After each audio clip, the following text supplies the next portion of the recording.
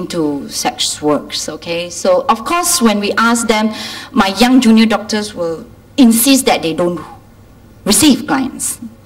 But then I asked my young doctors, I said, if you don't let them do what they are good at, okay, they are good at, all right, they can't feed themselves, all right? So what you can do is harm reduction advice, okay? Just do harm reduction advice and not prohibit or not passing judgment statement around saying that you cannot work as trans worker, sex workers right now.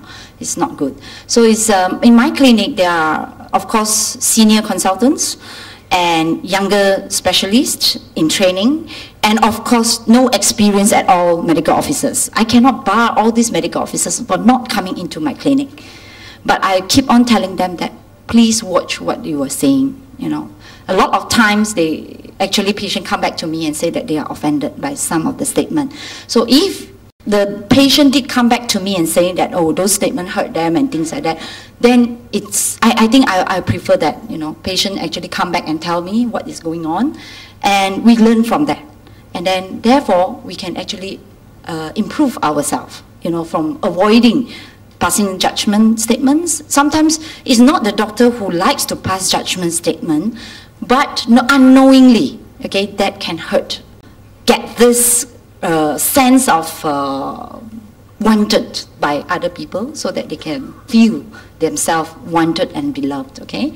And also higher financial incentives also as well in higher risky sexual behaviors, okay? All right, and next slides.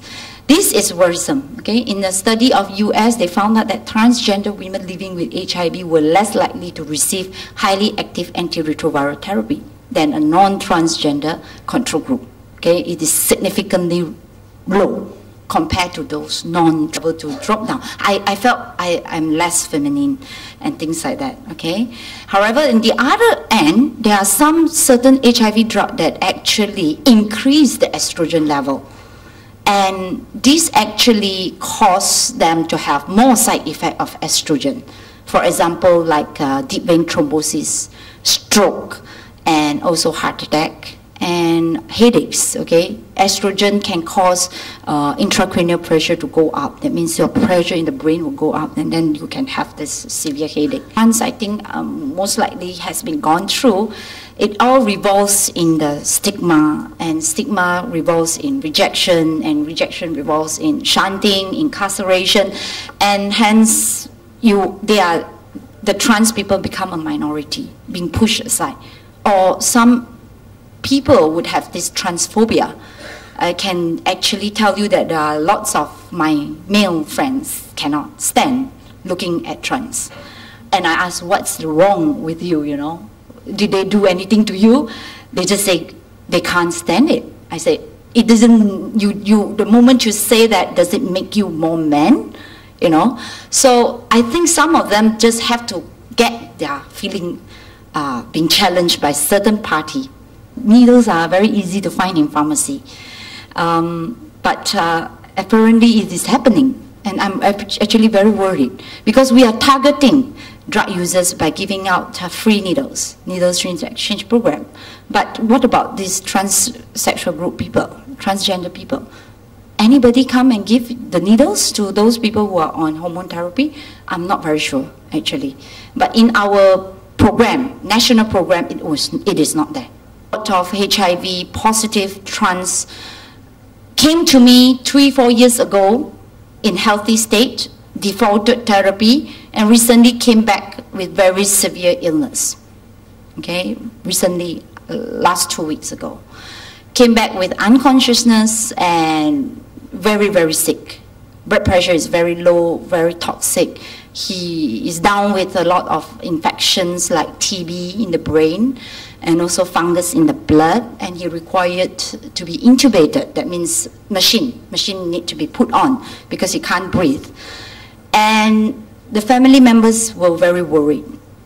One thing about bereavement counseling is he's a Muslim and he has breast implant. They want the breast implant to be removed there and then in such a sick state. The family members insisted us to refer to a surgeon to come and remove. nobody would touch a patient in such ill situation, intubated on 3 inotropes, bleeding away. We are trying our best to struggle to treat the patient. Nobody will cut the patient and remove the breast implant. That is the least importance for the doctors, actually.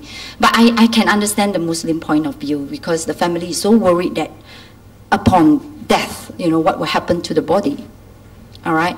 So I quietly, you know, upon the patient did not survive, okay? Whatever we do, we still lost the patient.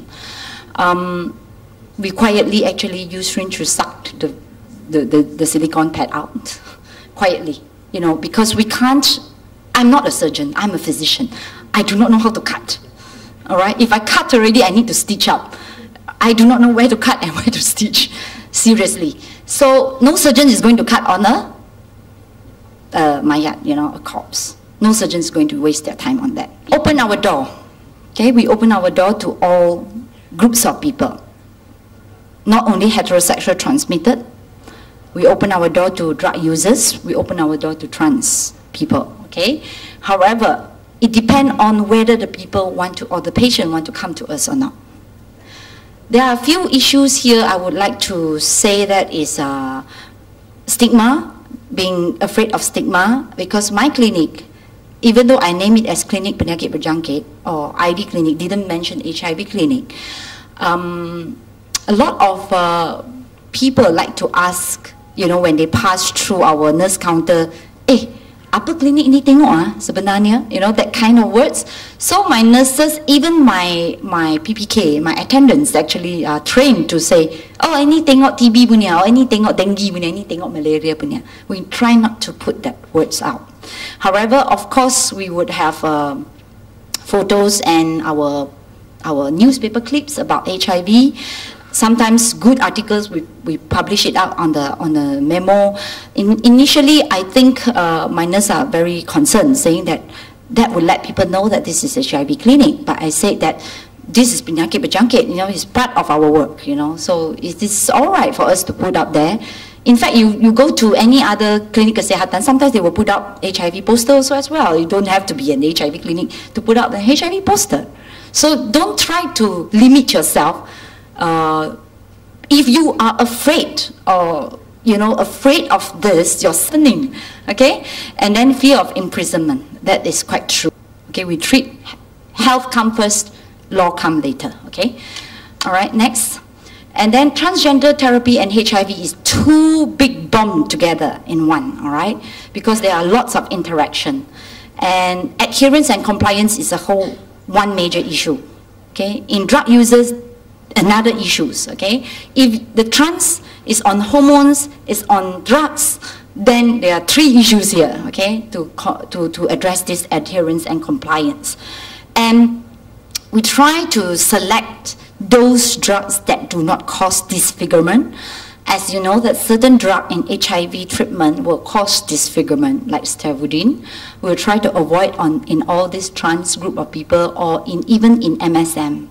Okay, you can see that the first thing they will ask me is not whether it's difficult to take, not whether it's going to vomit, not because whether it's going to cause headache. The first question, drug. For example, stockrine, if effervescence, increase the level of estrogen. Therefore, the patient tend to have headache more. Stockrine itself can cause headache, and if the patient is on estrogen, double headache, okay? So a lot of patients tend to vomit and throw up. And if you ask the patient to cut back their estrogen, they get fear. They get fear that their femininity, their body will change, okay? So we need drug level, which is not available in Malaysia, okay?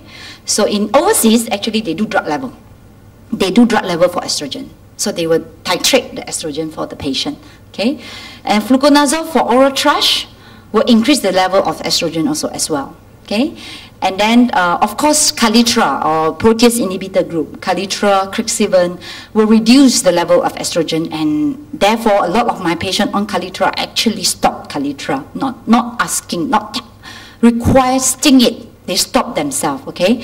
And, of course, lipid abnormalities, especially, it will make worse by estrogen, because estrogen causes cholesterol and triglycerides go up, and your protease inhibitors and efavirenz does cause the cholesterol and triglycerides to go haywire.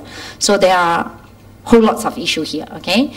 And I'll share with you some work rather than sending out people overseas and learn. Yes, we may learn, but we cannot fully adapt whatever people are using because we need to know what our population needs, okay?